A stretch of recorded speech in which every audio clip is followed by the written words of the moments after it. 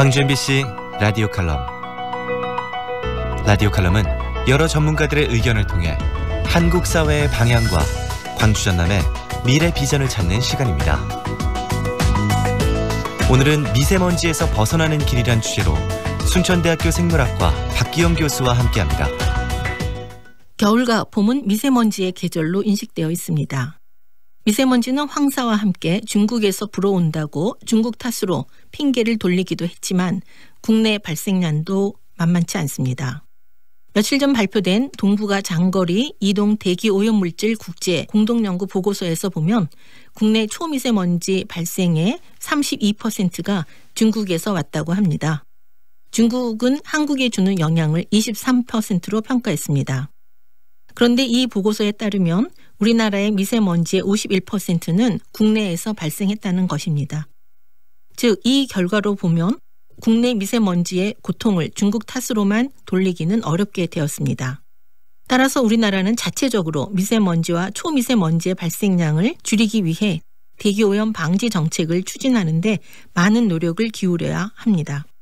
실제 우리나라에서 미세먼지와 초미세먼지의 절대량은 늘어나지 않았는데 체감하는 미세먼지의 오염 정도는 크게 느껴집니다. 서울시 보건환경연구원에 따르면 올해 2, 3월에 고농도 미세먼지가 이어진 원인은 외부에서 오염물질의 유입량이 늘어나기도 했지만 기상 여건도 좋지 않았기 때문이라고 합니다. 즉, 동아시아와 한반도 주변의 고기압대가 자주 형성되면서 대기가 정체되고 서풍이 많이 부는 등 기상 여건이 예전과 달라져서 중국의 초미세먼지 유입이 늘어났고 국내에서 발생된 오염물질이 대기 밖으로 확산되지 못했기 때문이라는 분석입니다.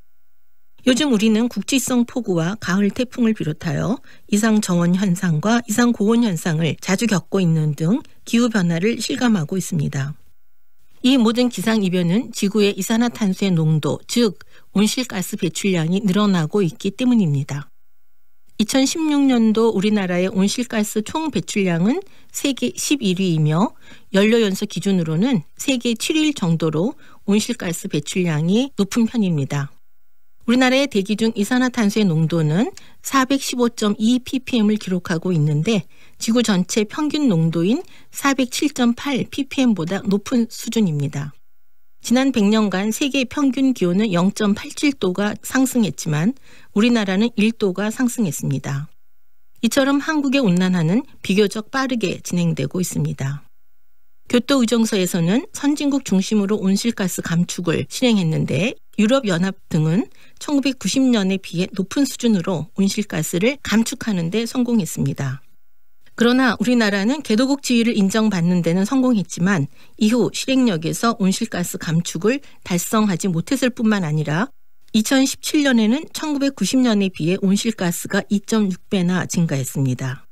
파리 협정에서는 선진국과 개발도상국이 모두 온실가스 감축에 동참하는 보편적 체제, 즉 신기후 체제를 출범시켰습니다. 탄소 포집과 수요 관리 등 관련 기술도 빠르게 발전하고 있습니다. 우리나라도 경제 수준에 걸맞도록 보다 적극적으로 온실가스 감축을 위해 노력해야 합니다. 박기영 교수는 제16대 대통령직 인수위원과 참여정부에서 대통령 정보과학기술 보좌관을 역임했고 현재 전남도정 평가단장을 맡고 있습니다.